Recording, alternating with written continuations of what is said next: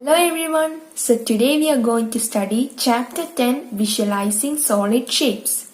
So in this chapter we will study about 2D shapes, 3D shapes, the combination of different shapes, the views of 3D shapes, more about maps, polyhedrons, the different types of polyhedrons, and a very important formula, that is Euler's formula.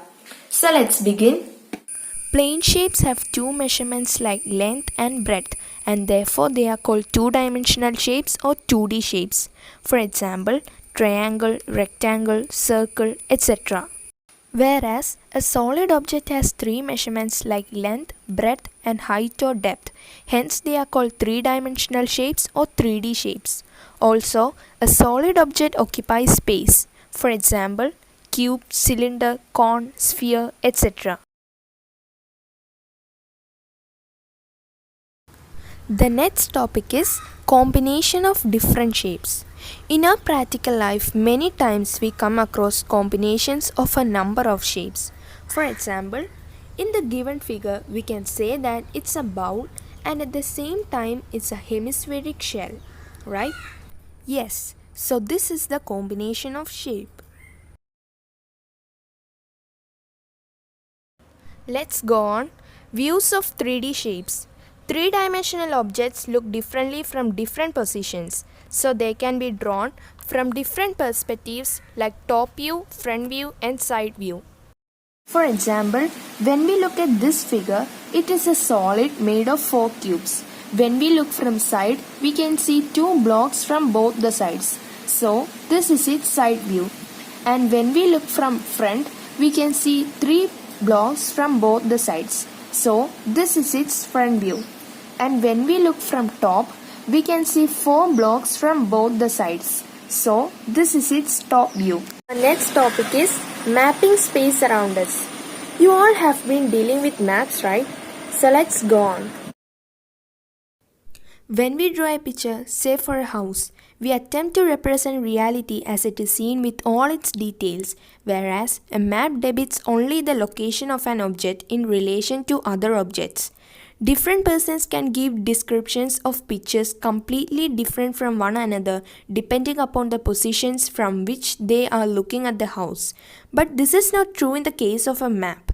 The map of the house remains the same irrespective of the position of the observer. In other words, perspective is very important for drawing a picture, but it is not relevant for a map. Now let's move to polyhedrons. Each of these solids is made up of polygonal regions called faces. These faces meet at line segments called edges, and the edges meet at points called vertices. Such solids which have faces, edges, and vertices are called polyhedrons. Polyhedrons are divided into two, regular polyhedron and convex polyhedron.